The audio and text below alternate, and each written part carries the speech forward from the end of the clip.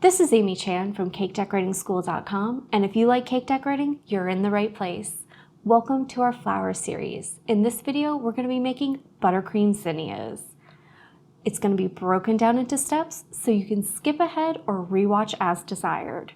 We'll cover making our colors, the bags and tips that we're going to use, the techniques we're using to make zinnias, how we use those to build our blossoms.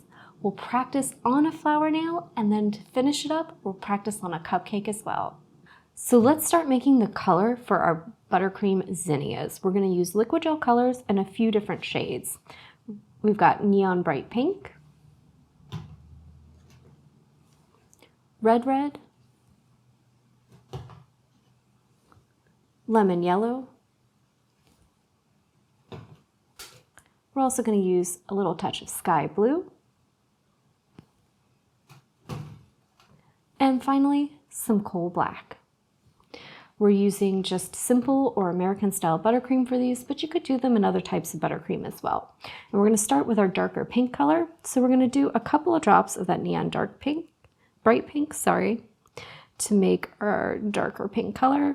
So I'm just going to start with 3 and see where that gets me in terms of intensity.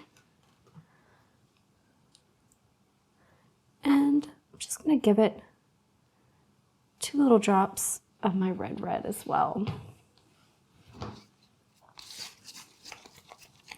Because I want a nice kind of intense, almost like lipstick kind of magenta shade of pink. So I want to get it nice and kind of bright in the bowl, and then it'll deepen too as we give it some time. I think that's off to a good start. I'm just going to give it 2 more drops of that pink just to bump up that brightness.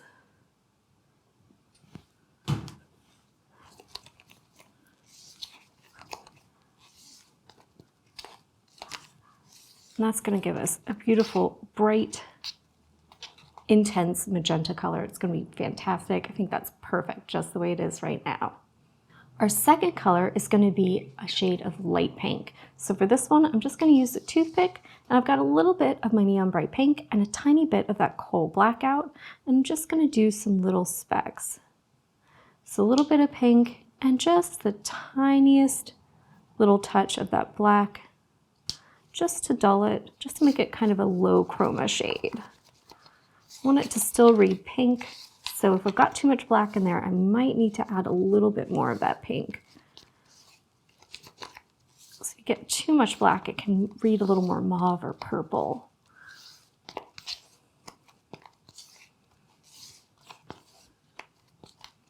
So I like the way that's going. I think it just needs tiny bit more pink and we should be good to go. Yeah, that's going to be it.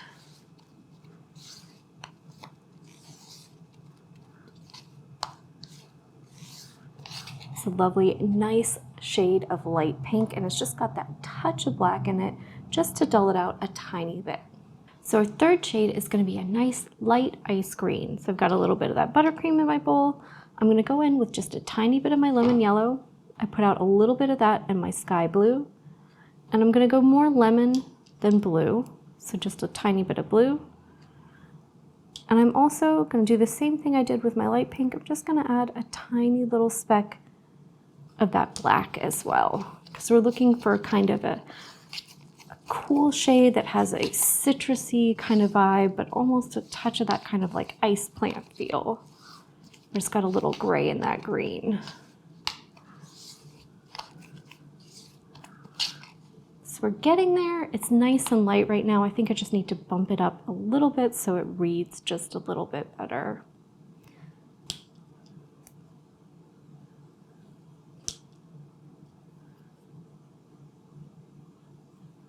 There we go.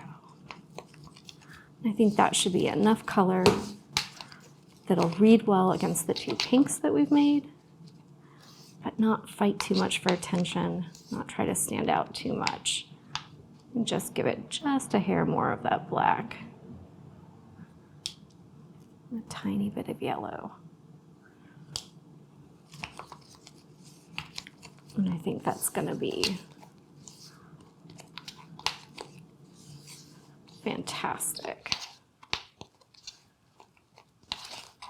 So we have a lovely, nice, oh, there we go, citrusy shade of green. This is going to look fantastic with those two pinks that we made.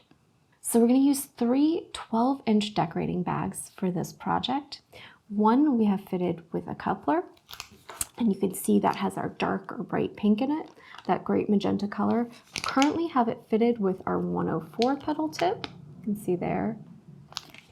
And we're also going to use it with a number 5 tip.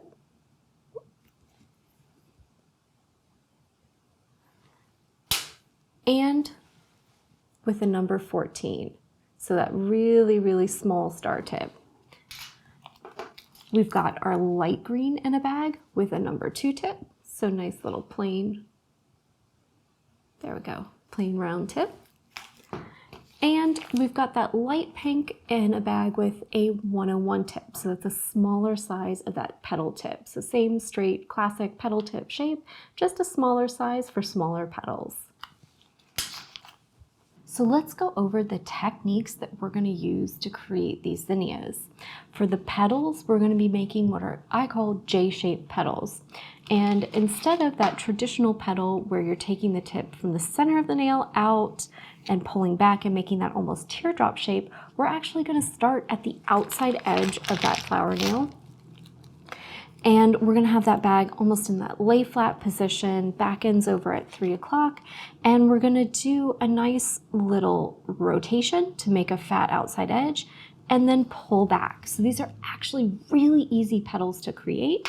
And you can see it gives them a nice flat outside edge and that tapered shape to them. So they have that kind of look like almost those triangular trapezoidal shaped petals, right? They're skinny in the middle, they get fatter towards the outside edge, and the longer you rotate while you hold, the fatter they'll be.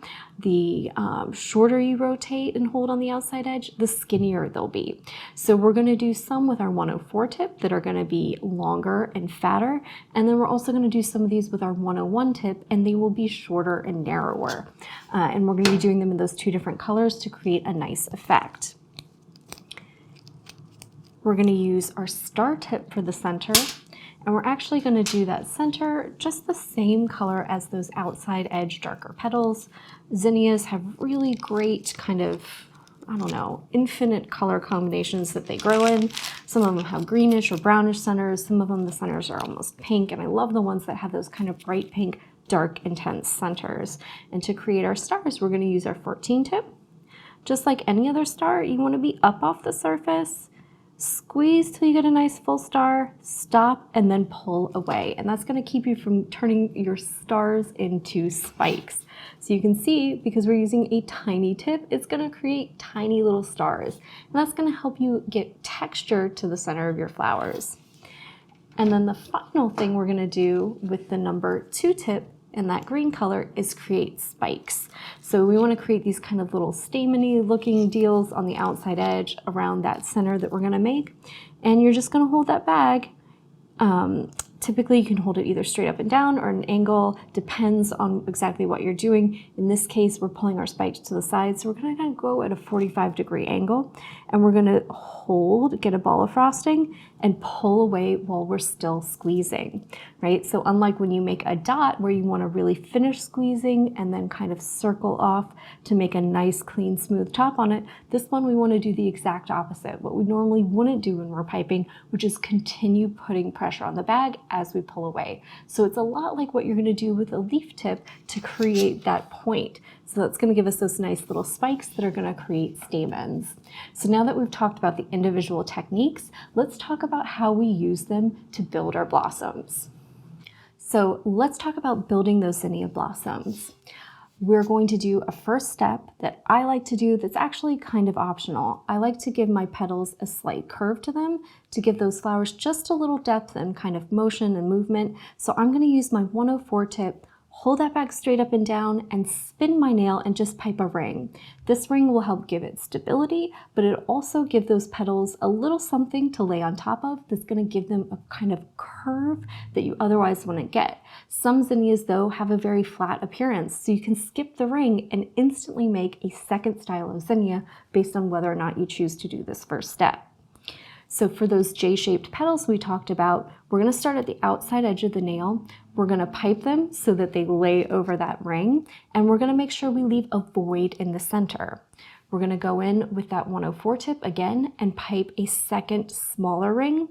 And then on top of that with the 101, so it'll be easy to pipe a really tiny one. So we're just going to have these concentric circles of these petals that'll get smaller and closer to the center.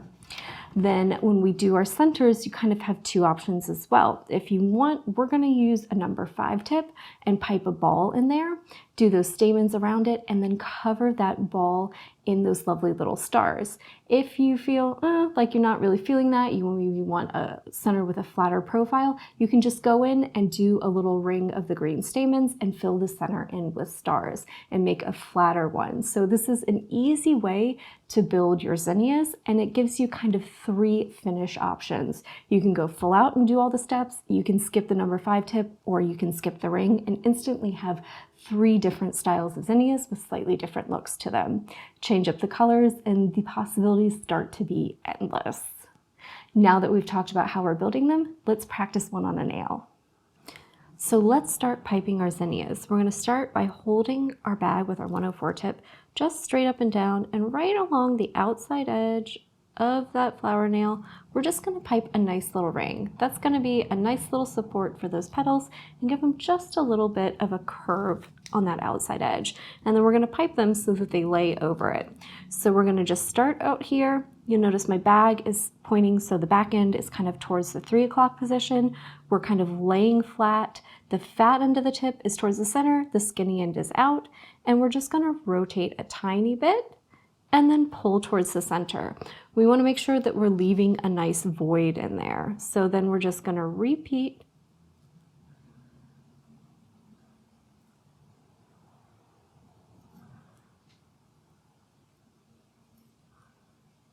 all the way around.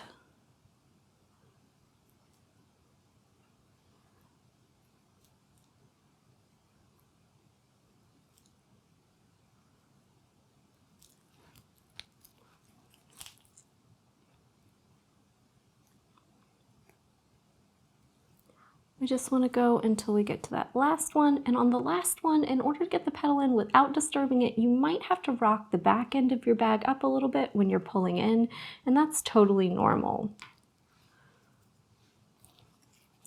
We're then going to start between 2 of our petals, and we're going to pull them slightly shorter, and we're just going to go in between, and we're going to pull another little row here.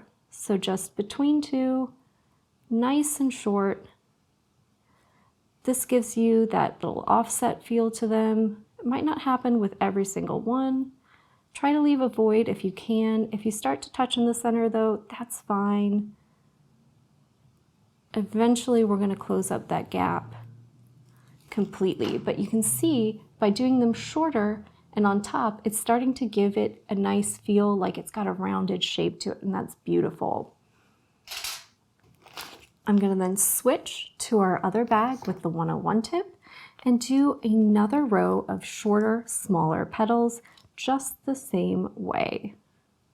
So bag in the same position.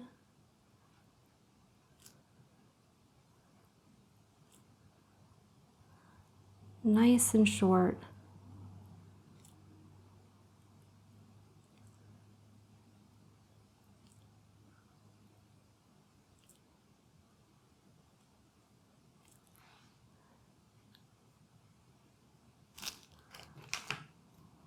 Now that we've got all of our petals down, we can go in with some of those green spikes and just start pulling a circle, kind of from the base of those light pink petals and all the way out. And you can go around once, you can go around twice. If you've got a bigger void in the center, you can take up more space with these. That's really up to you. So I'm going to use my number 5 tip to get down in the center there, pipe a nice dot, and then I'm going to change for my 14. So once you got that number 5 tip dot there, you have a nice little surface to go on top of to make those tiny stars. and just really take your time. Nice and small and delicate. And you'll see this will give the center a nice texture, but also some height. Zinnias often have centers that are really tall to them. So giving them some texture, some color, and some height is a really great way to go. And if you need to or want to, sometimes I go in and add a few more spikes of that little green color just to give it some more dimension. Sometimes I'll pull some of them kind of up so it looks a little wild. Let them flop over. Just kind of let the frosting do its thing. And then you get a really beautiful, wonderful looking flower. So we practiced them on our flower nail. Let's give them a try on a cupcake as well. I like the cupcakes because they give you even more surface area to work with. So you can make the flowers larger and those petals longer. So they're great to practice on. I'm gonna start with my ring. Just go around there, that outside edge. Give yourself just a little support for those petals. It'll help them kind of curve and kind of kick up and really help the angle of the flowers and give it a nice soft open feel. So let's go ahead and start with our outside ring of petals. Nice and fat, pull towards the center. I'm gonna make sure we're leaving a gap. I like those beautiful square petals to this. Don't worry about that ring of frosting. If you disturb it, knock into it, it's just fine.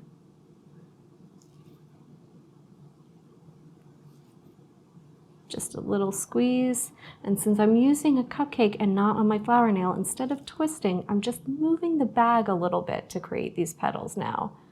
So just move the bag over a little bit and then pull towards the center. And remember on that last petal to rock the back end of the bag up to help you get it into place without disturbing the one before it.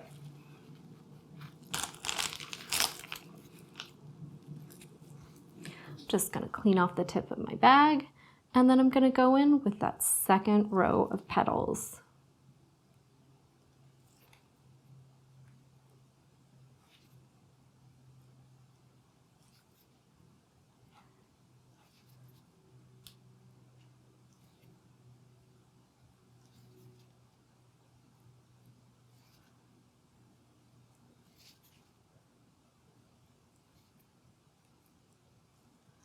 Once I get my second row done, I'm going to switch to my lighter color.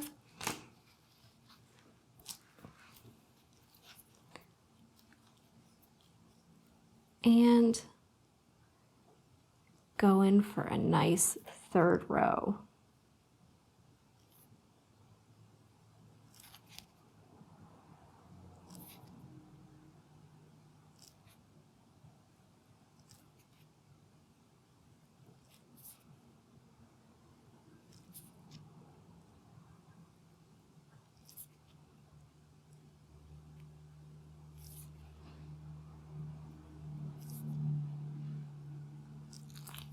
Beautiful.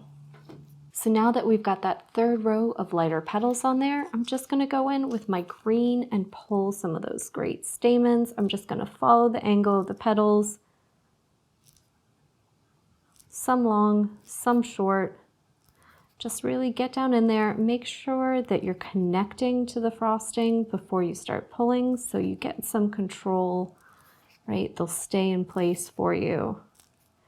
And I like to do one row around the outside and then go back in later and fill in any place I need to. So I'm going to take my number 5 tip just to fill in that void in the center, give myself a little ball to work on, and then I'm going to change this for my number 14. Once I've got my 14 on there, I'm just going to make slow, steady work of covering that little dot in stars. Just take your time. Usually only takes about 5 or 6. That helps to give the centers some extra height, give them that kind of cone-like shape, and cover them in some texture. And then any place else I feel like it needs just a little bit of extra green, I'll go in and pull an additional little spike just to give it some extra drama, height, and interest, and really help those colors pop out. So you can see it's really easy to practice those zinnias on a cupcake. And piping that ring of frosting helps to give those flowers a nice natural shape where it kind of looks like they're unfurling. It gives them some body and just a little bit of flow.